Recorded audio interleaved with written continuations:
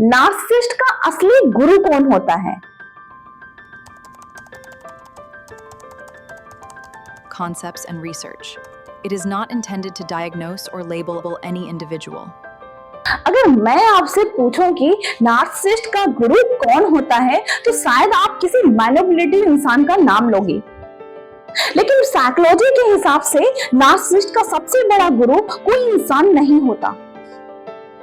और जब आप इसका नाम जानोगे तो आप नार्सिसिज्म को एक बिल्कुल नए एंगल से देखोगे।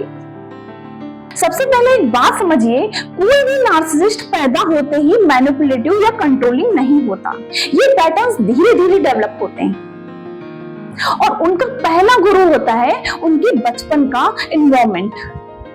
अगर किसी बच्चे को सिर्फ तब इंपॉर्टेंस मिली जब उसने परफेक्ट परफॉर्म किया या उसकी इमोशंस को इग्नोर किया गया या उसे बार बार शर्मिंदा किया गया, तो वो सीख सकता है कि असली सेल्फ को छुपाना और एक परफेक्ट इमेज बनाना ही सरवाइव करने का तरीका है।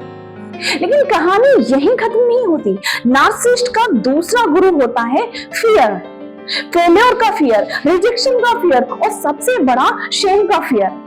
बाहर से वो कॉन्फिडेंट, पावरफुल और सुपीरियर दिखने की कोशिश करता है, लेकिन अंदर वो अपनी कमियों का सामना करने से डरता है। इसीलिए क्रिटिसिज्म उसे अटैक जैसा लगता है और वो ब्लेम शिफ्ट, गैसलाइटिंग या मैनिपुलेशन का सहारा लेता है। अब आता है तीसरा गुरु जो सबसे पावरफुल है, रिवार्ड। जब भी नार्सिसिस्ट झूठ बोलकर बच जाता है, मैनिपुलेशन से कंट्रोल हासिल कर लेता है या गिल्ट क्रिएट करके अपनी बात मनवा लेता है, उसका ब्रेन ये मैसेज लेता है कि ये स्ट्रेटजी काम करती है और जो बिहेवियर रिवार्ड पाता है वो और स्ट्रॉन्ग होता चला जाता है। लेकिन साइकोलॉजी के मुताबिक एक और गुरु है जो बहुत लोग इग्नोर कर देते हैं, अटेंशन। नार्सिसिस्ट के लिए सिर्फ तारीफ ही फ्यूल नहीं होती, कभी कभी गुस्सा, आर्गुमेंट्स, इमोशनल रिएक्शंस और ड्रामा भी उसके लिए वैलिडेशन बन जाते हैं। इसीलिए कई बार वो जानबूझकर कॉन्फ्लिक्ट्स क्रिएट करता है, क्योंकि उसे किसी न किसी फॉर्म में अटेंशन मिल ही जाता है। सबसे इंपॉर्टेंट बात यह है कि डिफिकल्ट चाइल्डहुड का मतलब ये नहीं कि हर इंसान नार्सिसिस्ट बनेगा।